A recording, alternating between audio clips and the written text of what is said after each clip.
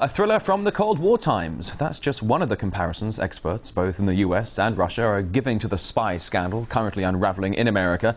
Indeed, court papers released by the US State Department of Justice detail behaviour more commonly found in an espionage novel. The document lists secret methods adopted by the alleged spy ring, techniques which many experts have dismissed as fictional. Among the accusations is that an identity for one of the members was borrowed from a dead Canadian. It's also alleged the suspect sent messages using invisible ink and buried text within images. The court papers also say agents were communicating with each other using coded language and cliched phrases. OK, we can get more on this now. We're joined live in the studio by RT's military analyst, Yevgeny Khrushchev. I must say, the timing of this seems a bit bizarre. Just the other day, President Medvedev was with Barack Obama in America enjoying burgers and fries. Everything seemed fine at the time. Why now does this come out? Talk to me about the timing here. Well, the timing has been influenced by several events. First of all this media snafu with the General McChrystal kvetching to the Rolling Stone magazine demonstrated that the White House has completely lost control of its U.S. policy in Afghanistan and the civilian control over the military leadership in Afghanistan and could be beyond. So, in a way, what is this as it is reflected? So to divert attention from the suspension of disbelief about the failure of the U.S. policy in Afghanistan and the United States implicit aiding and abetting for the Afghan drug lords, the United States has decided to turn the table around and to play the Cold War games. In a way, it's hard to imagine that the Justice Department could have done that without explicit authorization from the White House. So you're saying that turn attention away from failures of the American intelligence and highlight a recent success now. If I may, some of the details and language of this unraveling story are reminiscent of Cold War times. Why do you think that is? Well, talking about the Cold War, the spy novels, it also came to my mind. It reminds me the Russia House, Le Carré, which is with his famous quote, "The patience is everything." And talking about the professional, what is really missing, another from their cliché, the one thing is really missing.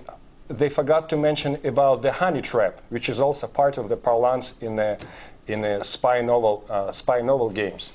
So, but basically, it just demonstrates that it's not Obama who controls the foreign policy regarding that somebody within the inners of the body politics in the so the Beltway bandits, I believe, has regained the initiative from the White House, and with their molds, it is not the Russian molds or spies.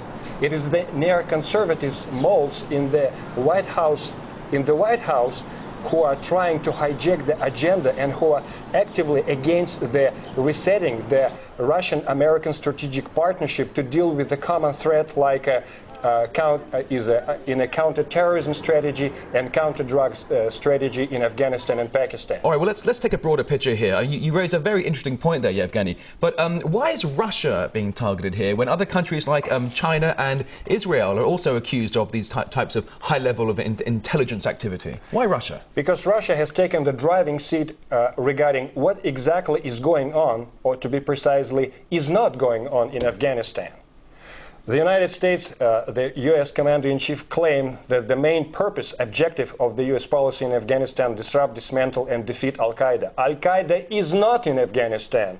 There are drug lords in Afghanistan, and I believe that was a very botched-up response to the initiative of the Russian chief of FSKN, who is a counter-drug czar of Russia, General Ivanov, when a couple of weeks ago, he presented to his American counterpart the lists of Afghan drug lords who reside peacefully in the United States. So it would be up to an FBI, instead of responding together with DEA, instead of that, they decided to chase for the Cold War ghosts in America. Let me tell you one thing, because I've been dealing and meddling with with the intelligence types in the United States and in Russia. It's ludicrous from professional intelligence perspective, because in open society, as America is definitely, it's open source intelligence data mining, which becomes the main priority for all intelligence officers working openly in the United States and in Russia and everywhere else. The problem is why America is missing the analytical minds who can absorb and analyze the incoming threats from real threats, not imaginary threats. Yevgeny, That's the main problem. you offer some fascinating insight here, and as this spy story continues to unfold, we will come to you for more details, okay? Yevgeny Khrushchev, our military analyst, many thanks indeed. My pleasure.